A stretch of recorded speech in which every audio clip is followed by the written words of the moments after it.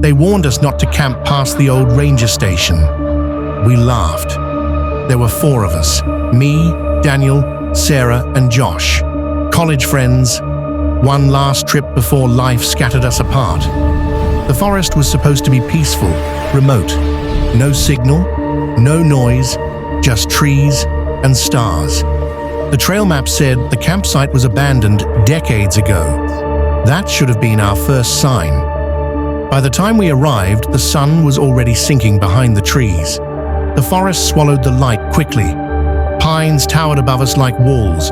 The air smelled damp, old, wrong. Josh joked that it felt like we were trespassing. None of us laughed. We set up camp anyway, fire crackling, tents zipped, beers opened. For a while, everything felt normal. Too normal. That's when we heard footsteps. Not close, not far, just beyond the tree line. Crunch, pause, crunch. Daniel stood up. Probably a deer. But the steps stopped when he spoke. Sarah whispered, "Animals don't do that." Silence followed. Heavy, pressing.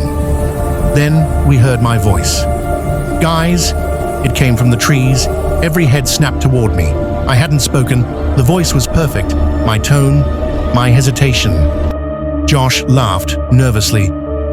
"Okay, who's messing around?" No answer. Then Sarah's voice echoed back. "Stop it. That's not funny." She went pale. "I didn't say that." The fire popped loudly. Shadows jumped.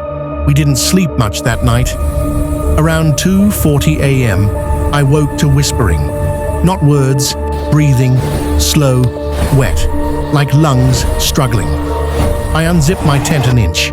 The fire was dead, the campsite empty. Except Daniel was standing near the trees, facing them, completely still. "Daniel," I whispered. He didn't turn. Then he spoke, but it wasn't his voice. It was Josh's. "I think something's wrong." I zipped the tent shut and didn't breathe until sunrise. In the morning, Daniel didn't remember leaving his tent. Josh swore he'd heard Sarah crying outside his tent. Sarah said someone had called her name all night. We packed up immediately, but the trail was gone. The path we'd used was no longer there. Just trees, endless trees.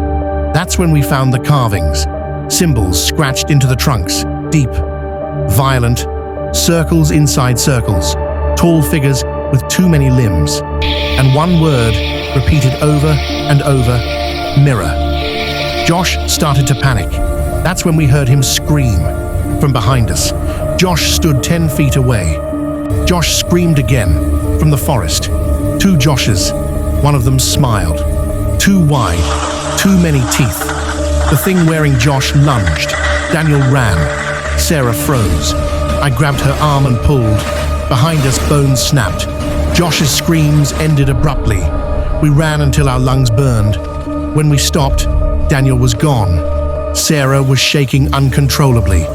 It copies, it watches, then it replaces. "How do you know?" I asked. She looked at me, crying. "My grandmother told me stories. Forest spirits, skinwalkers, mimics. They can't create, only imitate." A twig snapped behind us. My voice spoke. "You shouldn't have run." Sarah screamed and bolted. The thing chased her. I followed until I heard her scream cut short. Then silence. I was alone, or so I thought. I found the ranger station near dusk. Broken windows, rotting walls. Inside, journals scattered everywhere. The last entry was dated 1983. It learns faster now. Voices, faces, memories. If you hear yourself, don't answer. I heard footsteps, slow, deliberate. Daniel stepped inside. Relief flooded me, until I saw his eyes. They didn't blink. "I'm so glad you survived. I missed you." Perfect. I missed you. I backed away. "You're not Daniel." His smile stretched unnaturally. "I am now." I ran. Branches tore at my skin. My legs burned. My chest screamed. The forest felt tighter, closer, alive. I reached the edge at dawn. The road. I collapsed. Police found me hours later. They searched for my friends. They found pieces. Unidentifiable. No bodies. They said trauma made me imagine things. They said forests echo. They said grief mimics voices. I believed them. For years. Last night, my phone rang. Unknown number. I answered. Breathing. Slow. Familiar. Then my own voice whispered, I learned how to follow you. My bedroom wall creaked. Something pressed from the other side. Scratching. Learning. If you enjoyed this video, drop a like, comment and subscribe. Thank you.